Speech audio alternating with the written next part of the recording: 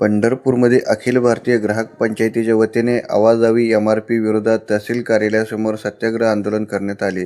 वस्तूवर उत्पादन खर्चाच्या तुलनेत अनेक पटीने जास्त एमआरपी छापून ग्राहकांची आर्थिक लूट होत असल्याचा आरोप आंदोलनकर्त्यांनी केला.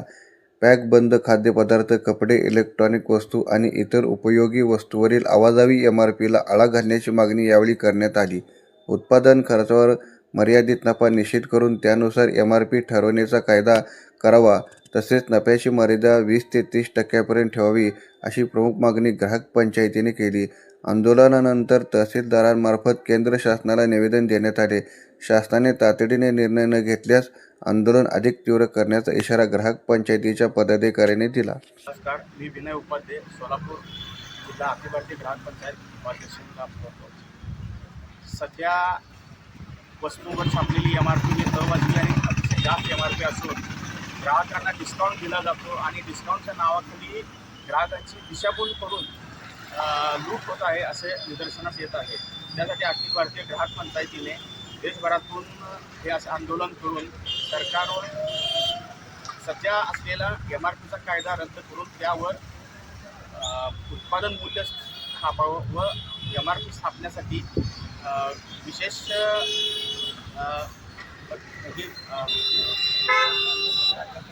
कायदा करण्यात यावा, यासाठी हे आंदोलन देशभरातून छेडण्यात आलेलं आहे. अखिल भारतीय ग्राहक पंचायतीच्या माध्यमातून संपूर्ण देशभरात, राज्यातून तसेच कलेक्टर ऑफिस आणि तहसील कार्यालयात हे निवेदन देऊन आंदोलन करत आहेत. मी शशिकांत हरिदास, अखिल भारतीय ग्राहक पंचायत सोलापूर जिल्ह्यातील.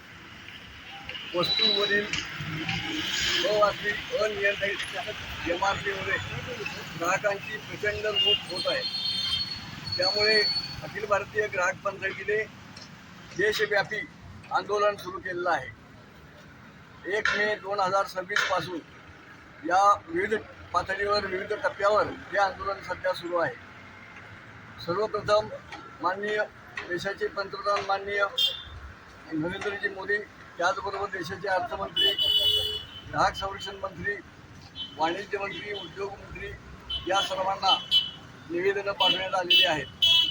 त्यानंतर ग्राहकांच्या स्वाक्षरीची मोहीम हाती घेण्यात आलेली आहे आणि आज 12 जून 2026 देशव्यापी सत्याग्रह आंदोलन सुरू आहे. म्हणजे दिल्लीपासून दिल्लीपर्यंत, म्हणजे प्रत्येक तहसील कार्यालयात, त्याचबरोबर दिल्लीतील जंतर मंतर या ऐतिहासिक मैदानावर सुद्धा अखिल भारतीय ग्राहक पंचायतीचं सत्याग्रह आंदोलन सध्या सुरू आहे.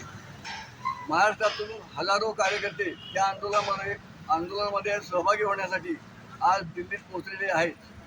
त्याच पद्धतीनं प्रत्येक तालुका पातळीवर जिल्ह्यात हे आंदोलन सध्या सुरू आहे. सत्याग्रह करून माननीय कलेक्टर, तहसीलदार, प्रांत या सर्वांना निवेदन देण्यात येणार आहे आणि चालू पावसाळी अधिवेशनामध्ये या अवाजवी एमआरपी विरुद्ध कायदा करावा, किमतीवर नियंत्रण असावं, याबाबत प्रयत्न करण्यात येणार आहेत. त्याचबरोबर वस्तूवर उत्पादन मूल्य छापावं ही आग्रहाची मागणी ग्राहक पंचायत अनेक दिवसापासून करत आहे. उचित नफा घेऊन व्यापार व्हावा, ग्राहकांना लुटलं जाऊ नये भूमिका ग्राहक पंचायतीची आहे. या आवाजवी एमआरपी विरुद्ध सध्या आंदोलनाचा हा अंतिम टप्पा आहे. देशभर आज त्या ठिकाणी सत्याग्रह करण्यात येत आहे. जय हिंद, जय ग्राहक.